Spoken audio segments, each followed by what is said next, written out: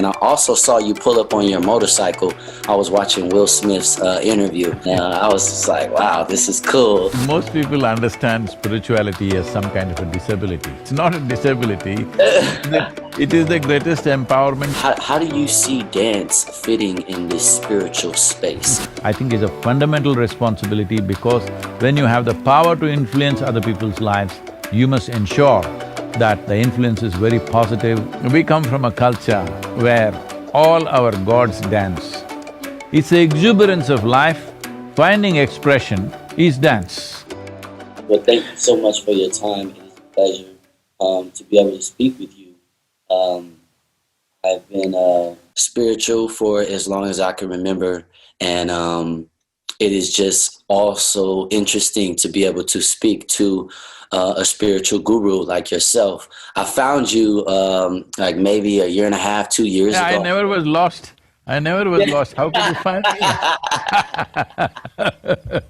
I stumbled across you on YouTube, and I always thought you had a great personality, and you know, that's something that's important for, you know, a young developing spiritual person to be able to connect and communicate with an elder. So I have a lot of respect for you, and I just wanted to start by first saying that before I have some questions for you. How's your tour been going? Our tour went great. 36 days we were on the road on a motorcycle.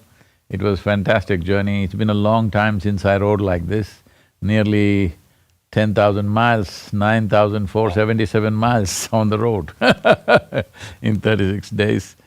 So it's been a very long time since I rode like this, and above all, meeting all the Native American nations, traveling to them, meeting them.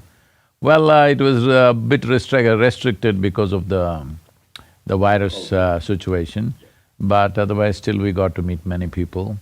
And we are in the process of, you know, the most important thing is I want to make sure they're visible in the world. Unfortunately, they've become invisible. It was a major culture at one time, but, you know, kind of disappeared. We want to put them back on the map, kind of. Yeah, that's amazing. So, what kind of motorcycle do you have? This time around I rode a K1600 GT, it's a BMW. Okay. It's a 1600 touring bike, but it's a sport touring bike, so it's quite nimble. It's not like the big Harleys or Indians, you know, it's not one heap of metal, it's properly designed like a sports bike, but it's a touring bike. So how did you find exploring the Native American culture? Because, you know, in my culture, you know, we always have a thing where it says, you know, you're Indian. See, some part of you, you're Indian. So, you know, that culture is, like you said, not so prevalent where, you know, there's so much information about the different cultures and the different, the variations of Native Americans. So how did you find that experience? See, for most people in the world, their idea of… their image of a Native American person is essentially from a Wild West movie. A bunch of young people on barebacked horses, riding, hollering all the time and shooting at anybody who comes their way. That's a kind of unfortunate image that is there in most of the world, because they have seen these people only on the Wild West movies. But it was also eye-opening for me to realize that there were over 500 nations at one time in North America. Just in the United States, 500 nations. And many of them had well-developed cities, and by choice they lived as hunters-gatherers. But there were cities, a place like Cahokia on the Mississippi banks, east of Mississippi, 1,000 years ago, they had a population of 40,000 people. So 40,000 people doesn't happen in one place unless there is substantial organization, administration, a whole system, all right? So they did all that. To give you a perspective, that 1,000 years ago in London city, there were only 15,000 people. In Cahokia, there were 40,000 people. That is the level of thing that was there. And each one of these nations or tribes have their own language, their own culture, their own spiritual process, their own type of rituals, everything. So unfortunately, this is not known to people because these are oral cultures and it goes from generation to generation, and there's been such a massive dislocation in the last 8–10 generations maybe. In the last 200 years, there's been such a massive dislocation of their culture. So most of it is gone because it's not written down, it's not preserved as it is done in every other culture. This is purely an oral culture. If an elder dies and if the young people don't pick it up, it's like 40,000…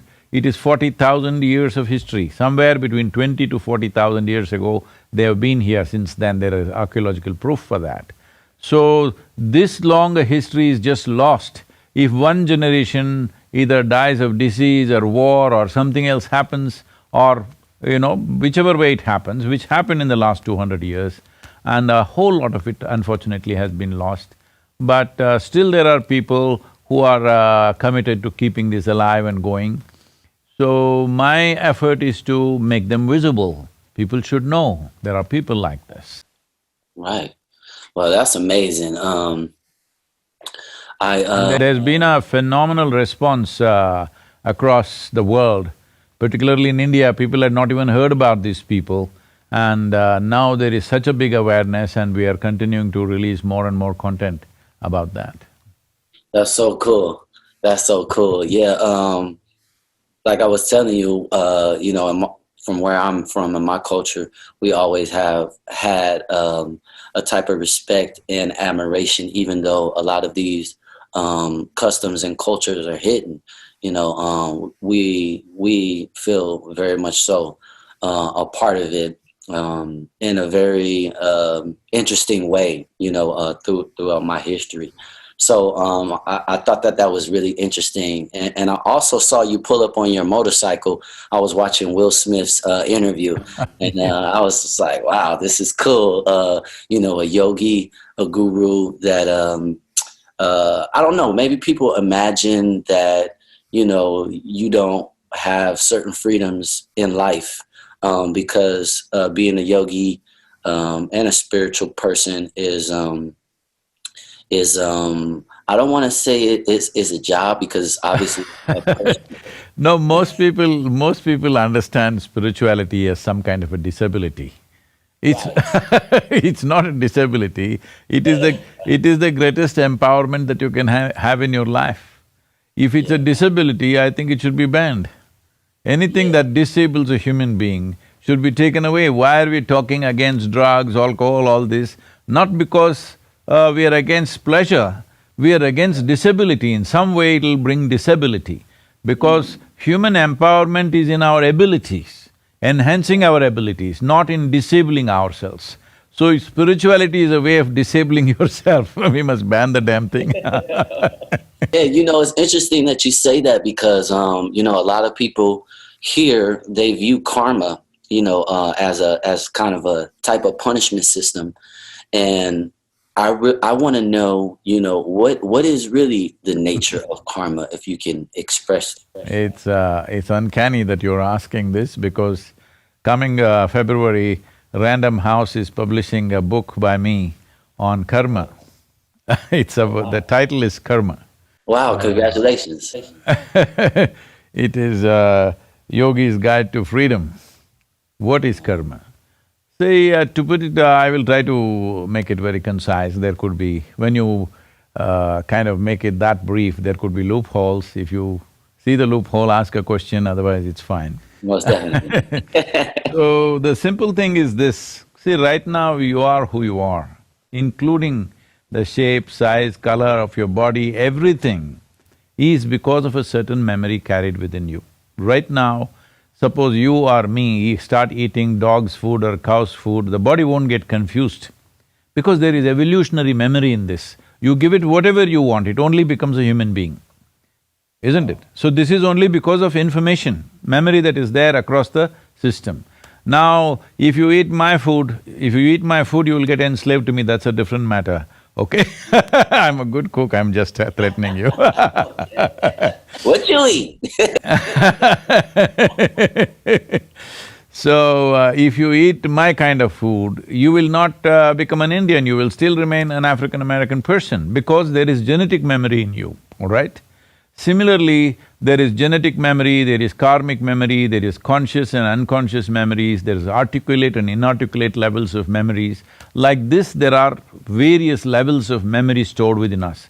Right now, what you call as myself, even the way you sit and stand is because of memory. People think all these things won't work. See, when they're 18, they think they don't want to have anything to do with their parents. You watch them when they're 45, 50, you will walk like your father, you will sit and stand like your father, you even begin to speak like him, you know. Because the genetic memory is inside playing its own this thing. So all this memory makes you who you are. So now the question is, will you use all this memory as a stepping stone for a new possibility, or will you get trapped in this memory? If you get trapped in this memory, then we say, ayo karma. If you stand upon this memory and reach out for a new possibility, then we call this liberation or a liberating process. So this choice everybody has. It is just that most people get trapped in their memory because they get identified with their memories. You know, right now, your identity or anybody's identity is with their memory. Right now, I can say I'm an Indian. From where? It's in my memory. If you wipe out my memory, I don't know whether I'm an Indian or what, isn't it? So everything is in memory. If you identify with your memory, then you get trapped in that memory. If you're not identified with it, if you're conscious and you handle your memory consciously, then karma is a tremendous possibility. It is a stepping stone for higher possibilities in life, because only because of this vast amount of memory that we have gathered, right from being an amoeba till being this complex, sophisticated life that we are right now, the memory is all there within the system. All this memory is a tremendous possibility if we stand upon it like a stepping stone. But if you get trapped in it, then it'll put through cycles of the same thing. So in India, always it's like this, like in the Indian villages, if you meet somebody, they won't ask you, how are you doing, good morning, all this. They will just ask, Saaptingla, this means, have you eaten? Because their understanding is, if you have eaten, you should not have any other problem. Because the rest of the problems are your making. So if somebody has eaten well and sitting there with a sad face, then we say, ayo karma. That means their memories are tormenting them, you know. Whether conscious memory or unconscious memory, or memories that you can figure out what they are, or memories that you don't know where they come from, but some memory is tormenting you right now, then we say, ayo karma, because karma has become a trap. What should have been a stepping stone has become a trap. What should have been an empowerment has become, kind of taking away all the possibilities in your life. Wow, that is a really, really great example, because I was doing some research and I found that karma meant something different in your culture. And thank you for explaining that. I think that a lot of people feel that, the old saying, you reap what you sow, and it's kind of that same concept, but you definitely dived in to make clarity for me, because on my journey, on my spiritual journey, I found that when I have experienced things, that I actually remember experiencing it, and it's almost like I told you so, or you knew that already, kind of feeling after I, whether it be a performance or a moment in a performance, or a dancing, because dancing is something very special to me and spiritual for me. And I wanted to know, how do you see dance fitting in this spiritual space? Well, I'm sorry, I've not really seen you dancing, but people told me you're a great dancer. You gotta check me out, man. I will check you out. I heard that tomorrow you're releasing some new album or something. I will check that out when you release. The connection. Uh-huh. Yeah, and it is really really cool. One of my biggest And let me say that, now you shouldn't say that yourself. I will watch it and tell you how cool it is. Okay. Okay. Well, yeah.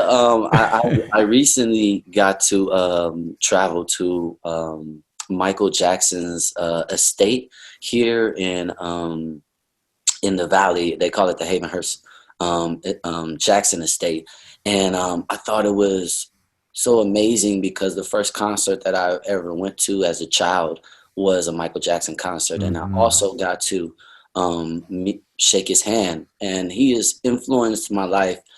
You're supposed to shake a leg with him, huh? Not a hand. No, you know what? He was shooting the video. I didn't get the chance to shake a leg, but it was a very profound experience for me because I remembered how much he's influenced my purpose in being a musician. A lot of people make music to sell records, and I've done that. You know, I started at the precious age of 15. That's when I put out my first album. I'll be 36 in actually like 2 weeks.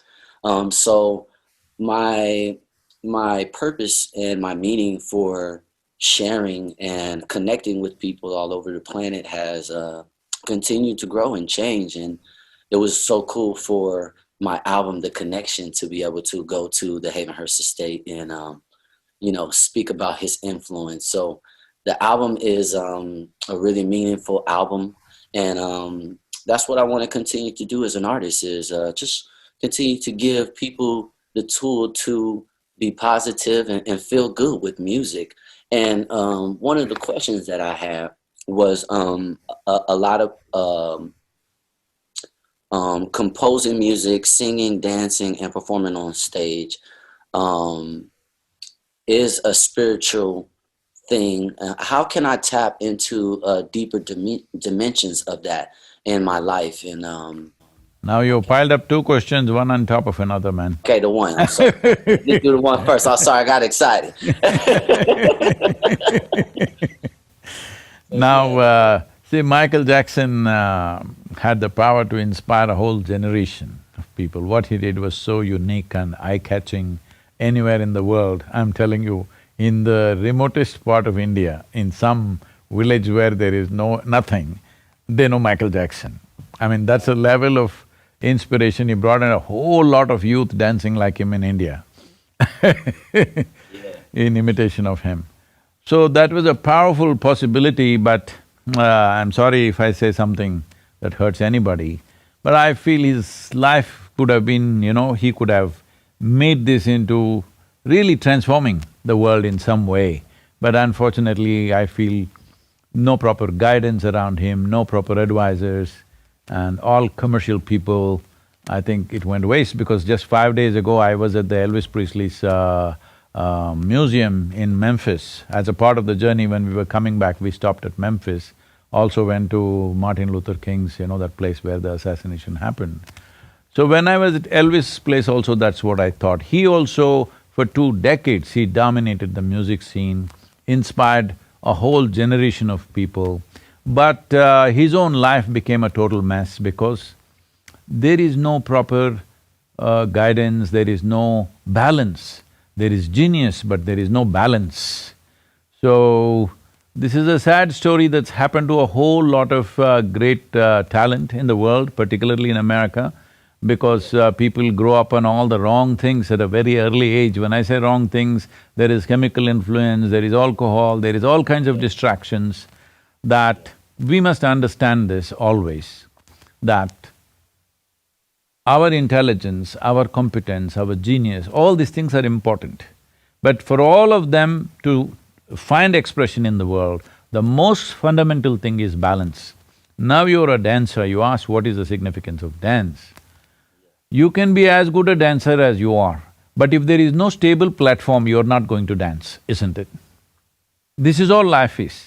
Whatever our dance is, whether we're going to dance on stage or in the office or wherever, in whichever form our dance finds expression, in the world, the most important thing is a stable platform within ourselves, a balance. If this balance is missing, all talent, all competence, all genius, all… whatever exuberant things you have will go waste. So, both these personalities, one that you mentioned, Michael Jackson and also Elvis Presley, are a classic example of this lack of balance when there is such a massive talent that you are capable of influencing an entire generation, not in one country, across the world. When you have that, this could have been used to really create a new generation of people, new sort of planet actually. You can do this, you had the power to do that. It is just the lack of balance. So I'm saying, Omarion, you better dance your way as well as you can. Whatever it is, maybe it is not like everybody can be a Michael Jackson or we don't have to imitate that, but a new possibility in that sphere because music and dance has such a significant influence on the youth. But bringing balance to yourself and bringing balance to everybody who gets in touch with you, these millions of youth who get in touch with you, I think is a fundamental responsibility because when you have the power to influence other people's lives, you must ensure that the influence is very positive and it is towards their well-being, never against their well-being. So having said that, you asked about dance, what's the significance of dance? Woo! Come on now. Come on now. That's the truth. I'm sorry, but I had to just… balance. This is so important. This is so important. So, in terms of dance, see, I must tell you this, we come from a culture where all our gods dance. Everywhere else, God is a serious guy, very serious guy. But in India, if he doesn't dance, we won't treat him as a god. All Indian gods, male and female, always dance, because if they can't dance, he can't be God. Because dance essentially means that life is happening at… See, dancing in a particular style is a different matter. If you do not know this, my daughter is a full-time classical dancer, Indian classical dancer. I took her off education and put her into this because it meant so much to us that, what is dance is not just entertainment. So if you're doing a particular style of dance, it's one thing. Otherwise, even a child will get up and dance when it feels exuberant. It's the exuberance of life, finding expression is dance. When body cannot keep quiet, it wants to do something exuberant, it will dance. Well, you guys might have evolved your own kind of styles and I don't know, you slide on the… Do you do all that like Michael Jackson was doing? Those are all, what do you say, many methods of doing it. But essentially, it's the exuberance of the physical self that the best way the body can express itself is dance. The highest way the body can express itself is dance actually, because that is the highest level of exuberance it finds. So, for this also balance is most important. If you want to dance well, the most important thing is balance. But most people dance only when they're drunk.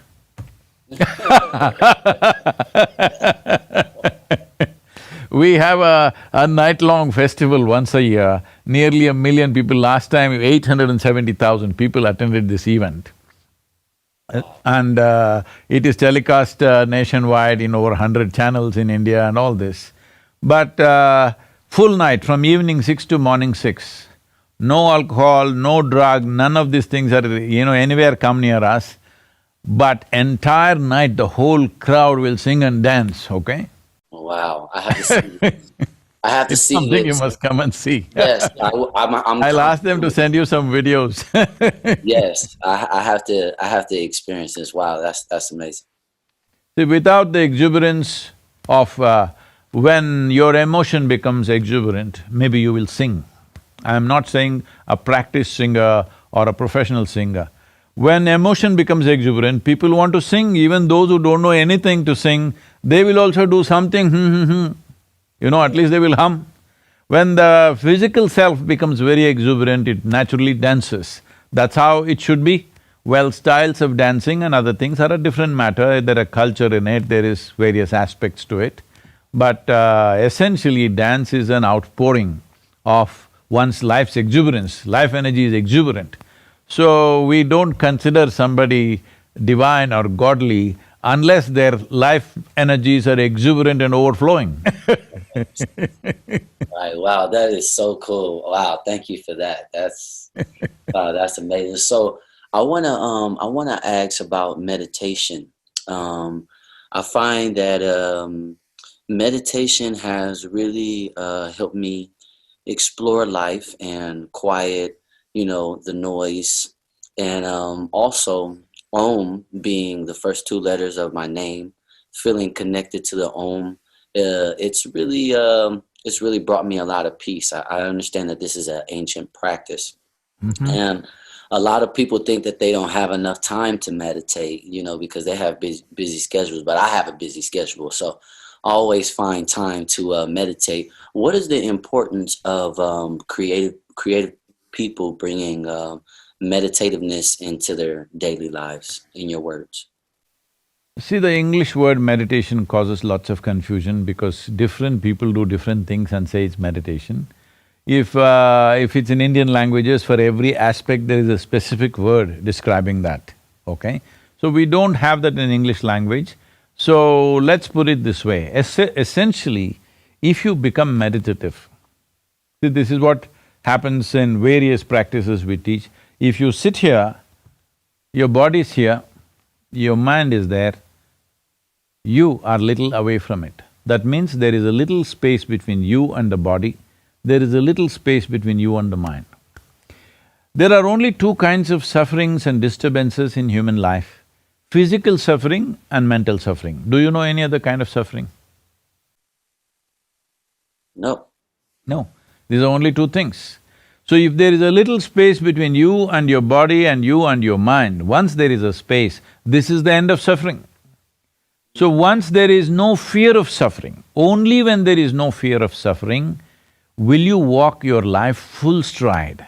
Otherwise, every step is a half a step, because what will happen is always holding human beings back. If you have an assurance, whatever happens, this is how I will be, if you have this assurance, you would walk your life full stride. So if you want to explore anything fully, in depth, if you want to touch profound dimensions of your life and in turn profound dimensions of activity or impactful activity that you create, see, because in our life there are only two things. When it comes to our experience, profoundness of experience is what we are looking for. When it comes to activity, the impactfulness of our activity is all we are looking for. There's really nothing else. You can say it in so many different ways, but this is all it is, profoundness of experience, impactfulness of activity, that's all there is to our lives. So, if activity has to be impactful, it's very important our experience has to be profound.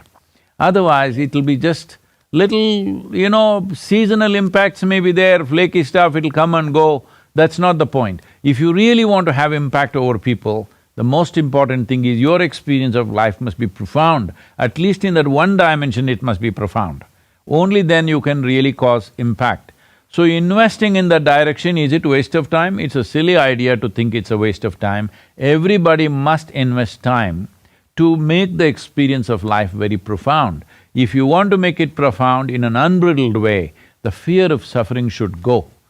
Fear of suffering will go only when you have a little distance between you and body, between you and mind. For this, there is a simple process. For yourself and all your people, you can promote this, it's free of cost, it's available to everybody. It's called Isha Kriya, I-S-H-A Kriya. It's available, Isha Kriya. I'm about to write this down. Go ahead.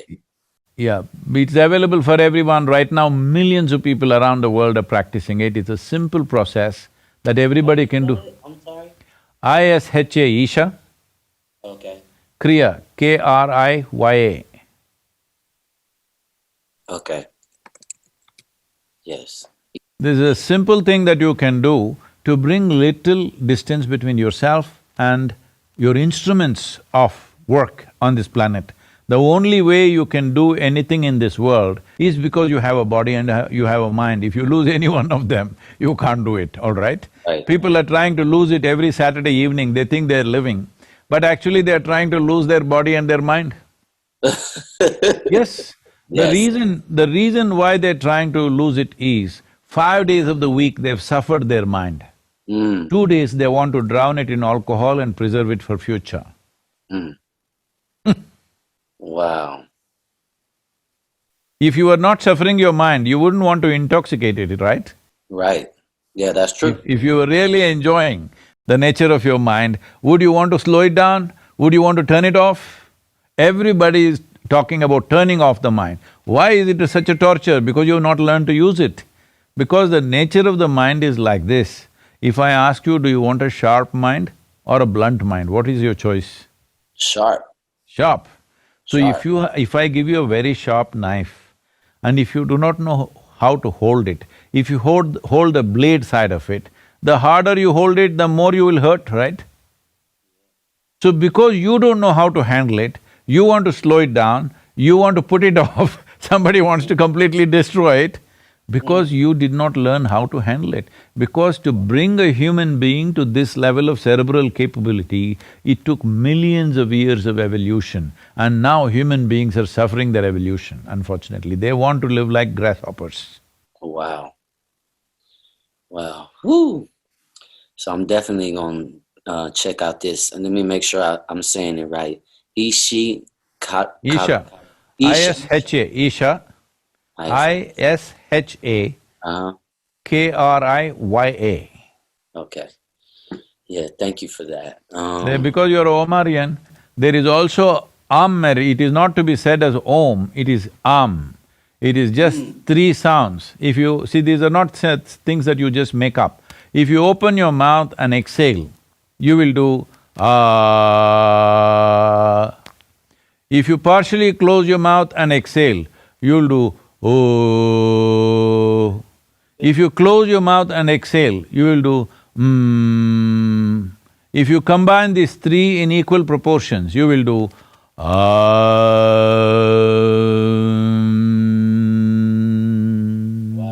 okay. So this is not something that we made up, this is the basis of physical existence in this solar system.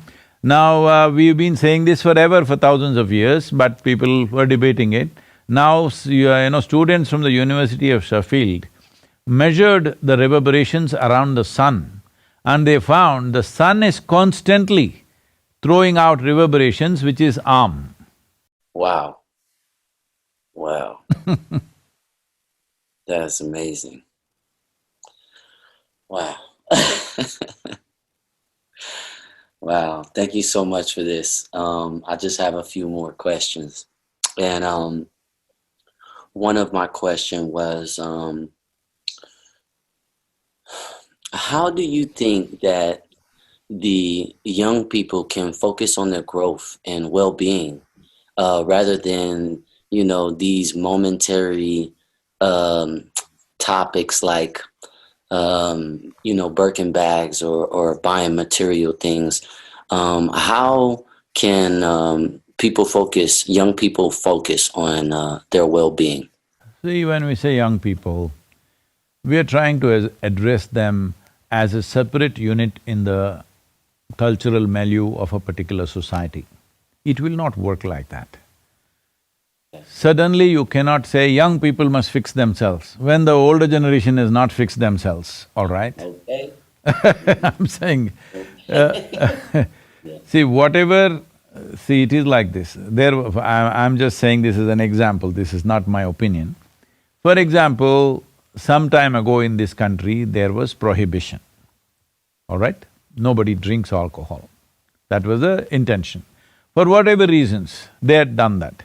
Now people started drinking and making illegal stuff, moonshining and bootlegging.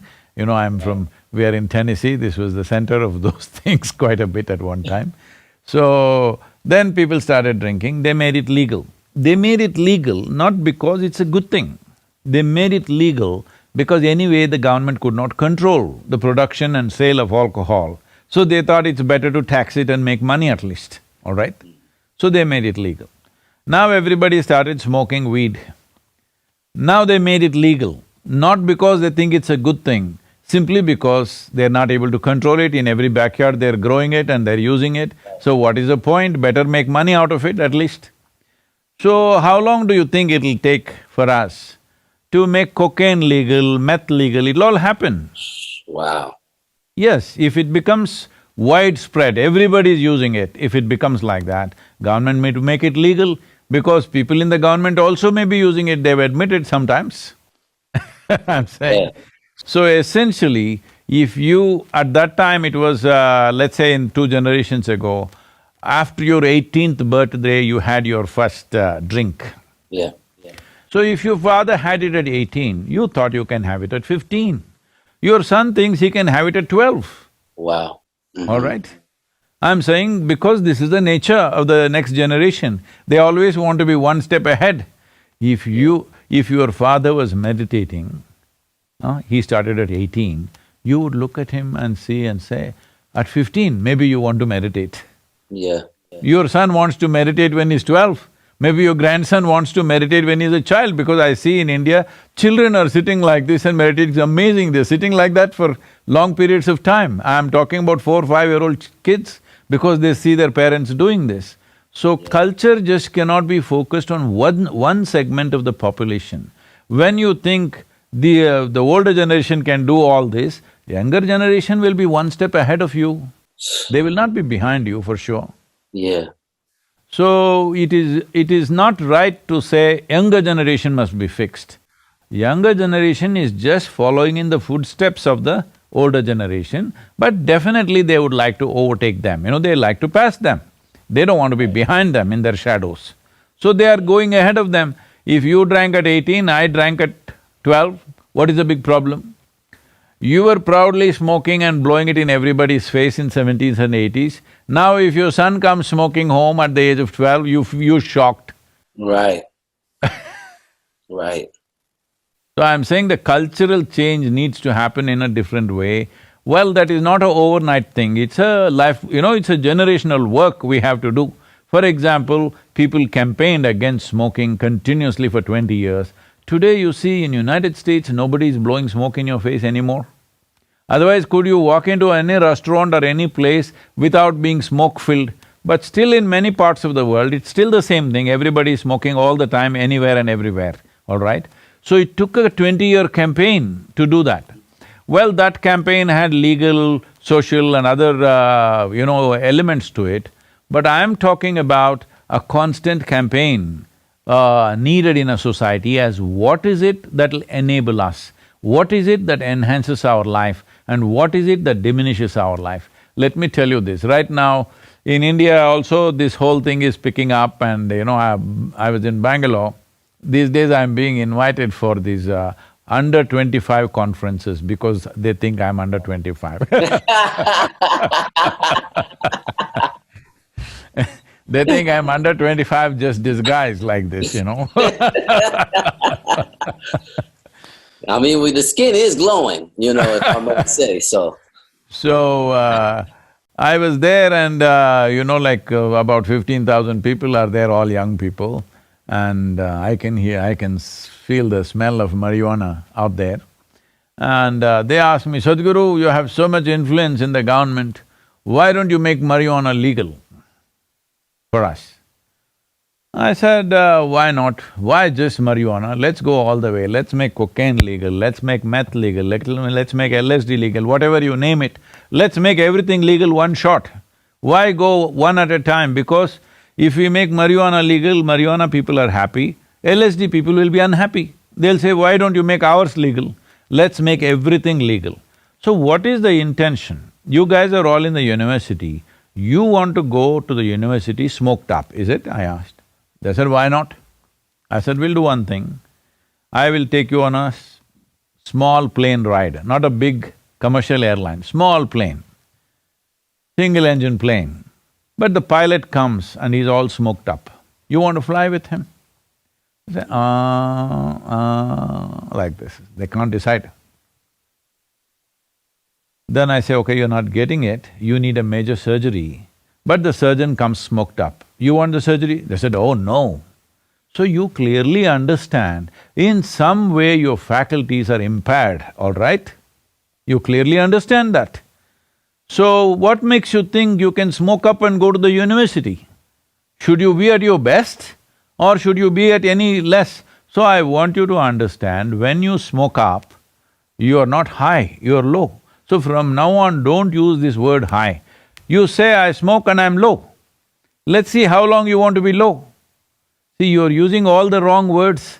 You get drunk and you say you're high, you're drugged up and you say you're high, you're not high, you're low, because all your faculties have come down, isn't it? Wow. Wow. Just the wrong interpretations in the society, you think this is the way to be high. No, this is the way you become low. The moment you say, do you want to be low, can you go and tell your friend, come, let's go get low? He'll say no. You say, let's get high, he's saying yes. So how to get high? You cannot get high without enhancing human faculties. By depreciating human faculties, you do not get high, absolutely, isn't it? Wow. Wow, that's interesting. Yeah. Yeah, okay. You got a bigger knot than me on your head, man.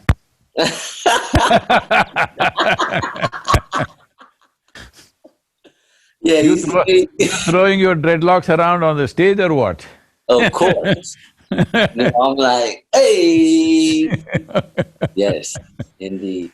Okay, yeah. So what can young people in the music industry do to create the kind of music and the kind of life that is? Oh, I'm sorry, I asked that question.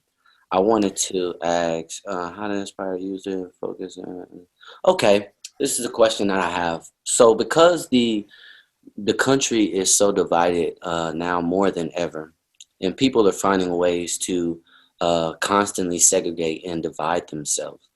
Some artists like Bob Marley and MJ talked about the universal love in their music and their message, and you know that music is truly timeless.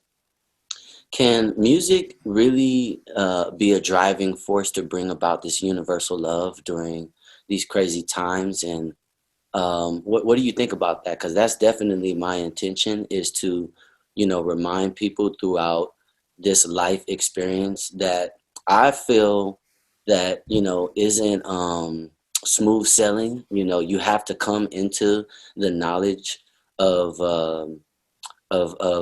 knowing what you want. And I feel like everyone is striving for some type of happiness, but they don't know how to maintain it. How do you think that artists can connect to this purpose?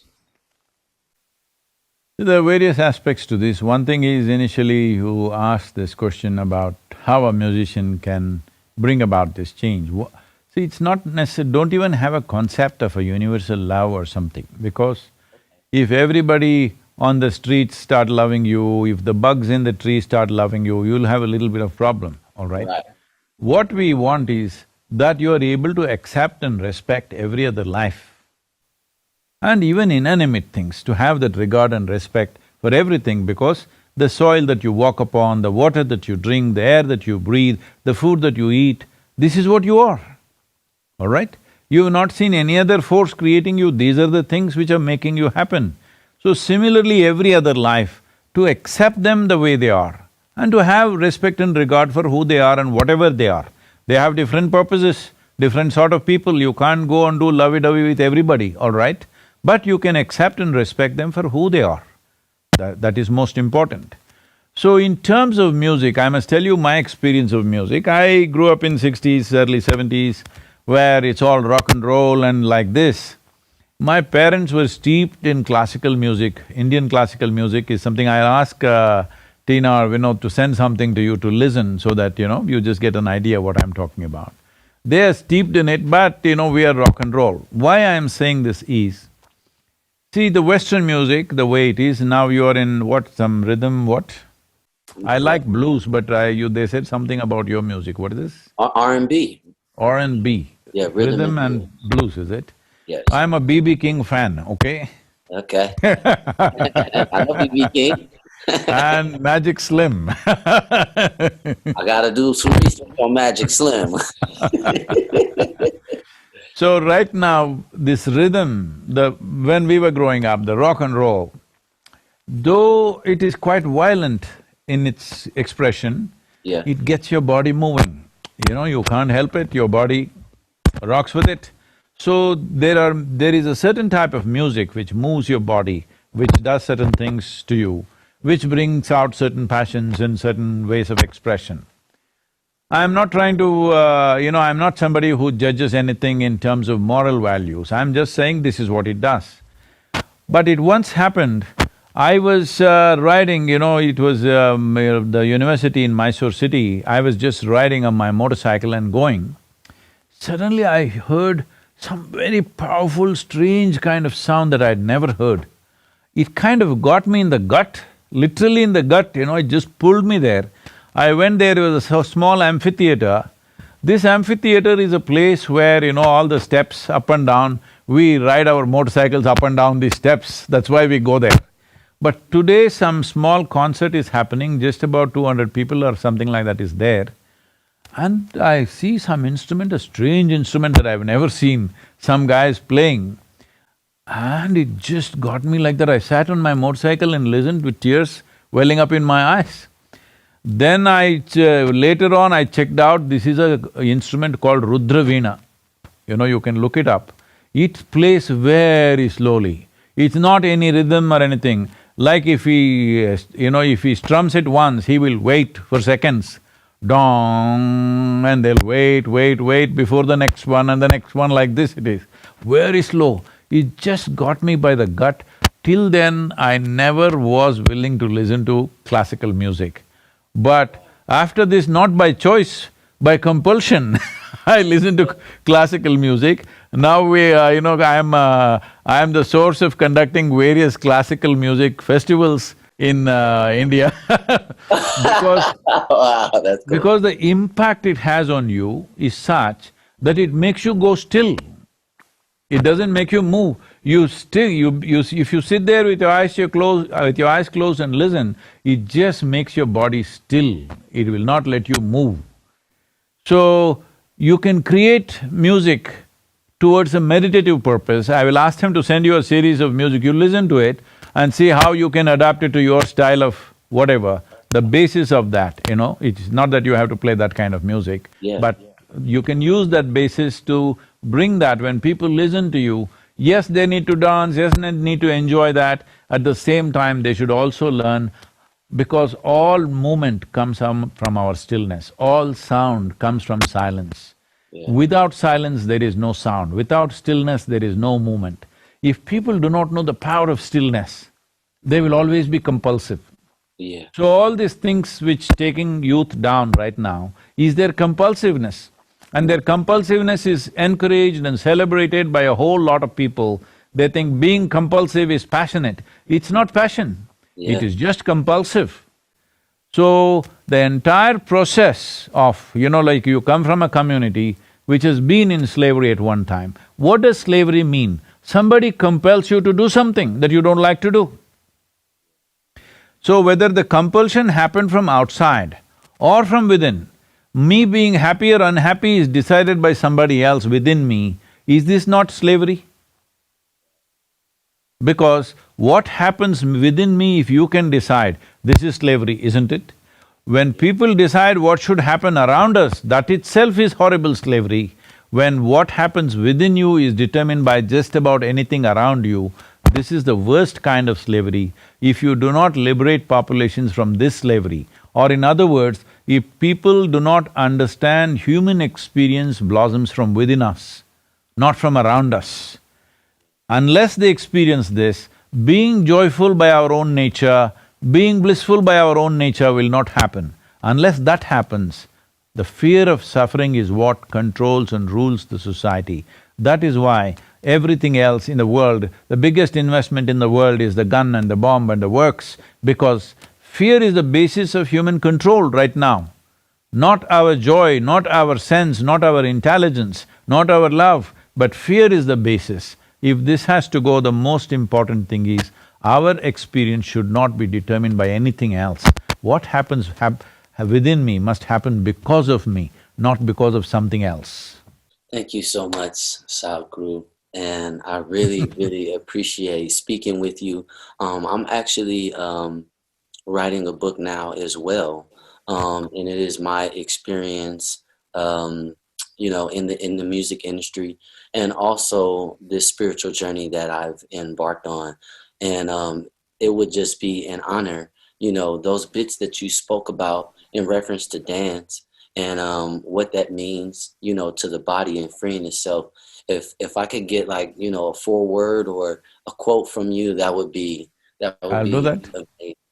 I'll If do that you, for you, and also I'll ask them to send you the karma book, because the first question you asked is about karma. yes, yes, thank you so much. And I will definitely see what is that, tomorrow's launching, is it? What do you call that?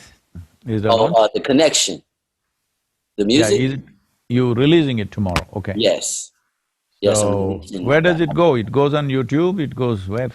Yeah, so we're premiering the thing that I was telling you about, going to the estate tomorrow, and we're also releasing the album. So it'll be everywhere. Pretty Okay. much probably like late tonight. So yeah, it will be out tomorrow. I shot some videos. I directed some videos. Yeah, when you get a moment, I'll send you some stuff that you can check out. But I definitely Please want do to come that. visit. I would like to see that. Yeah, I started in a group, and then I became a solo artist. And yeah, I would like to just share some things with you, and keep in contact with you. And Yes. maybe, when I get a moment to come fly out there and check out that ceremony. You must come to Tennessee. We have a wonderful place out here. We Okay. are in Cumberland Plateau. Okay. It's a 4,000 acre property, beautiful forested land. Oh, wow. Uh, Very nice. You must come. I'm here till end of December. Okay. Yeah, I'm definitely gonna. You know what? I have one more question. Just one more question. What what Tell what, me. what do you think about psilocybin and the mushroom? I'm sorry, what do I think about? The mushroom. Oh, in Tennessee, people, especially women, are reputed to use mushroom to, end their spouse's life. At least the jokes go. At least the jokes, at least the jokes go like that. Okay. There are lots of mushroom here. You can come, Okay. but we won't give it to you. Thank you so much, Sadhguru. It is such a pleasure, and I hope to speak with you again. Thank you so much. Yes, we'll catch up. Please come before end of December. If you come, I'll see you here. Hmm? Okay. Thank you so much. Wonderful. It is a pleasure. Can't wait to meet you. Yeah. All the best for your tomorrow's release. Thank you so much, and all the best for the book as well. Mm-hmm. Thank you. Thank you.